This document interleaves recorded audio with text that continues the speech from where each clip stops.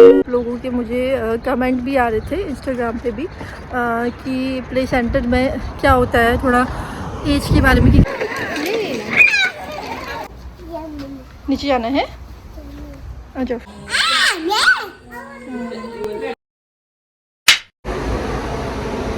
Hi everyone, I am Ankita Khanka and welcome to my YouTube channel. कैसे हैं आप सभी? आई होप आप सभी अच्छे होंगे।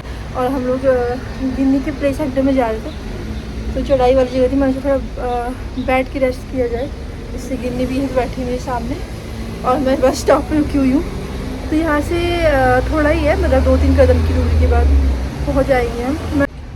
और ना आज मतलब इतना ख़राब था मौसम, कल रात को बारिश भी आई हुई थी, तो मुझे लगा कि यार ठंडा ही हो रहा है सुबह। तो गिन्नी और मैं दोनों देखो स्वेटर पहन के आया और धूप आ गई और इतना गर्म हो रहा है अभी, मैं क्या बताऊँ। सुबह बहुत ज़्यादा ठंडा था लेकिन। और ये प्ले सेंटर के बाहर का इलाका है जो कुछ ऐसा दिखता है। यहाँ से स्काई टावर भी पास में दिखता है। ये बस स्टॉप है और हम लोग इस तरफ से आते हैं। यहाँ पे गाड़ी बहुत ज़्यादा चलती है, मतलब कि रोड क्रॉस करना थोड़ा मुश्किल होता है, लेकिन मैं सिग्नल में ही क्रॉस करती हूँ। बट यहाँ पे पेड़ वेड़ आपको बहुत ज़्यादा दिखेंगे। यहाँ पे पेड़ हर जगह ही है ऑलमोस्ट। तो मैंने सोचा कि आपको आज थोड़ा बाहर का एरिया भी दिखाते हैं। तो हमें यहाँ पे बैठे हुए अराउंड 2-3 मिनट हो ही गया है, तो मुझे लगता है हमें चलना चाहिए कि प्ले सेंटर में मैंने बैठना ही है, क्योंकि खेल में लगी आएगी तो मैं बैठ जाऊँगी।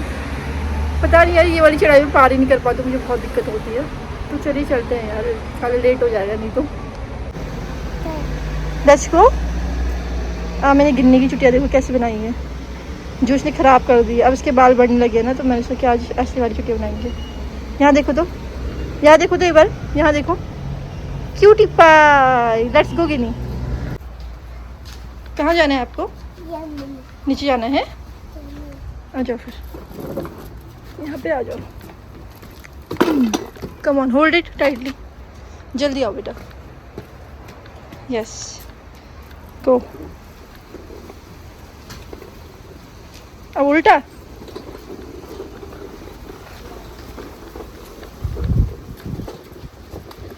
Would you like to do it?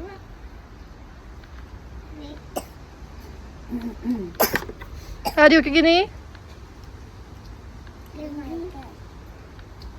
Done. Okay, let's go. Let's go. Yay! No, no. ये वाला गिनी। नो नो नो, ये this one Guinea. Yes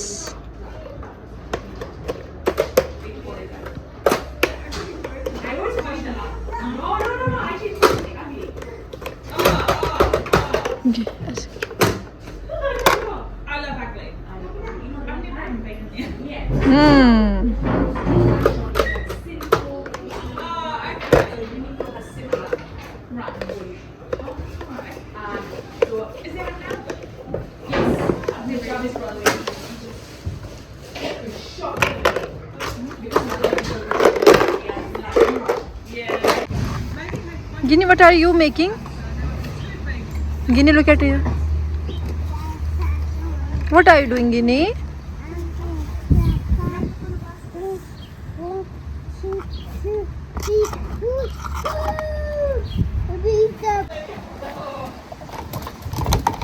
Oh. Okay. Yay, very good. Yes.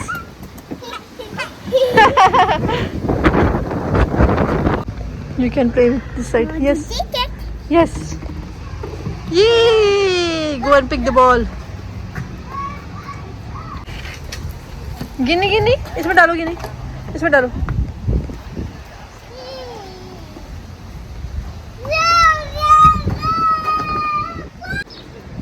ये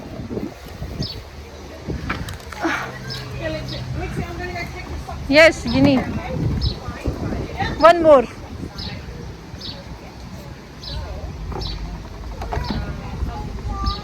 ये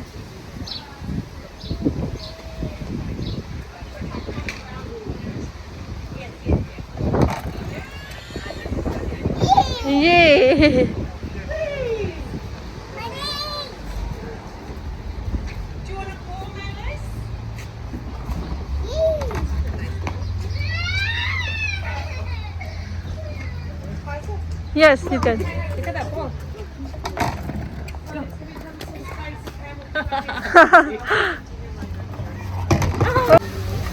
Come on, Guinea. Come on.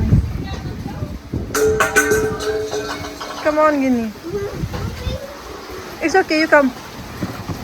Yay! Yay! Oh.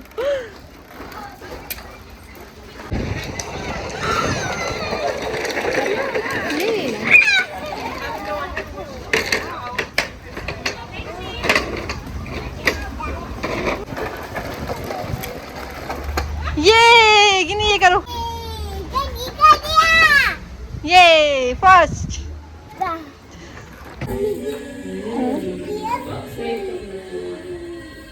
No no Ginny don't write here you should write here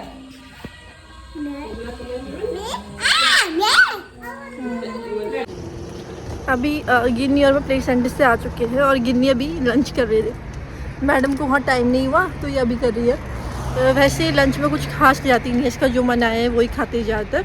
तो मैं खाली कभी कभी ऐसे fry करके इसको दे देती हूँ वेजिटेबल वगैरह, या फिर मैं इसको वो दे देती हूँ, कभी ऑमलेट लेके जाती है, कभी सॉसेस लेके ऐसे करके लेके जाती है।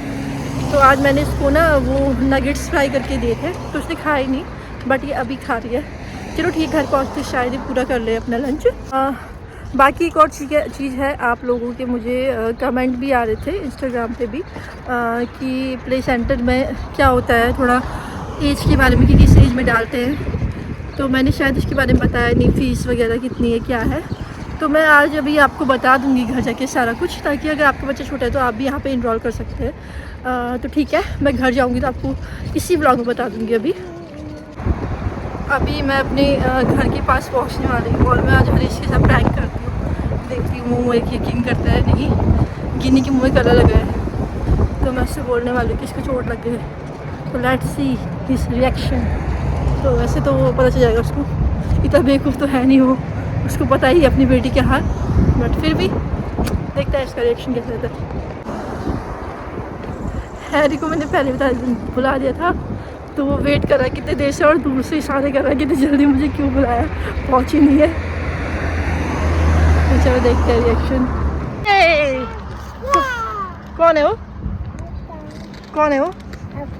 यू लव पापा, यू लव पापा। गिन्नी पापा को देख लिया है गिन्नी ने, और गिन्नी नींद में थी, खुश हो गई पापा को देख के।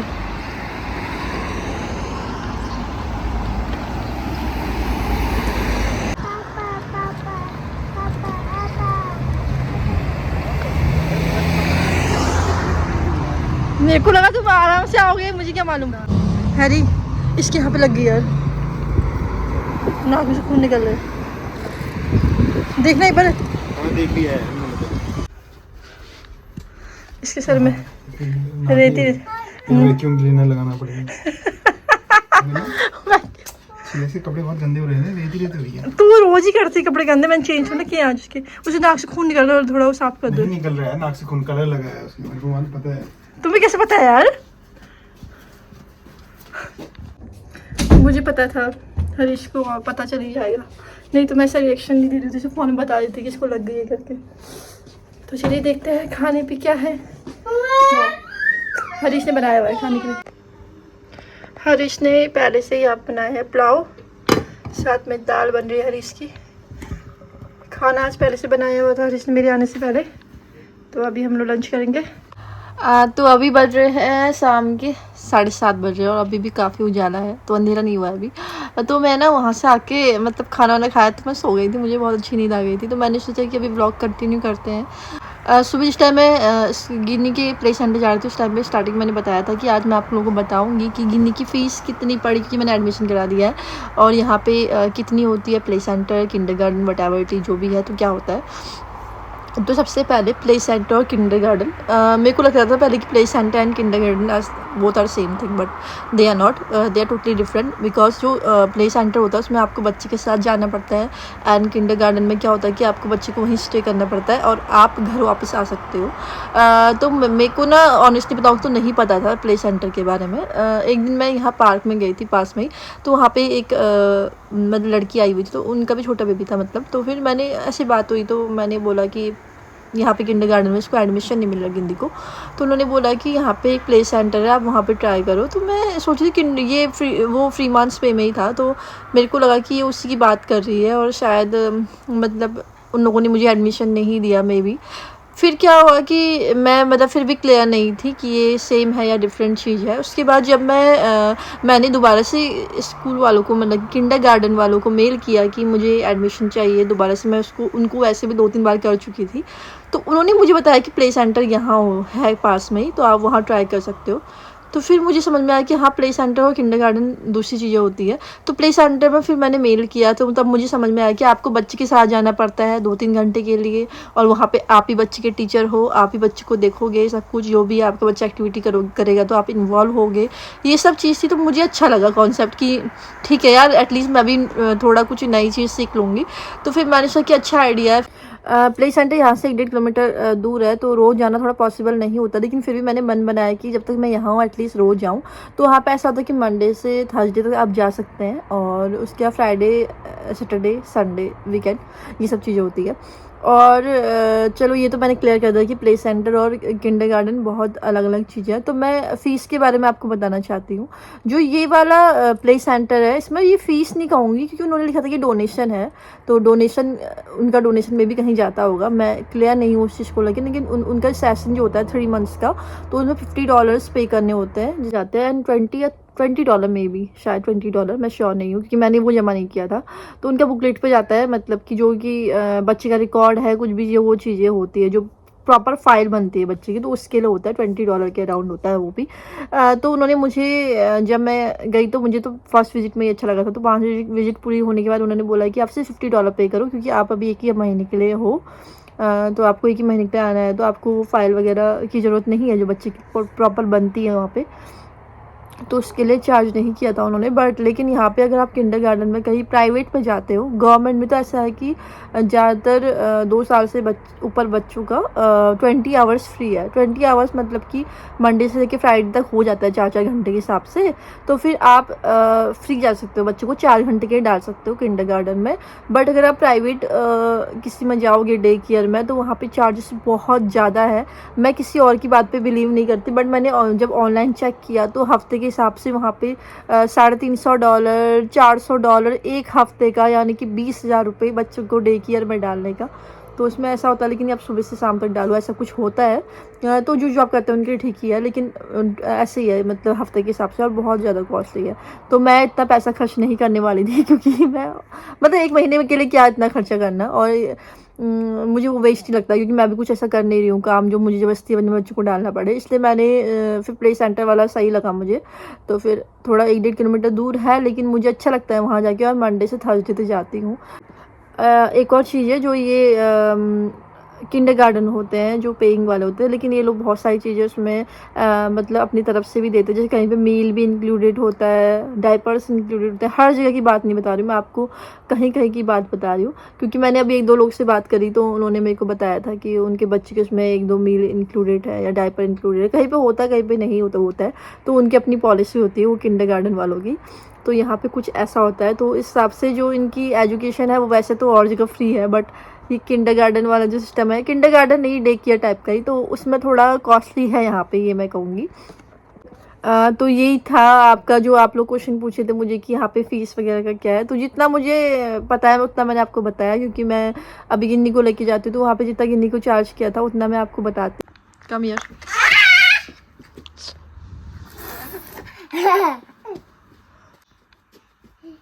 ओह नो, ये देखो बबल्स आ गए।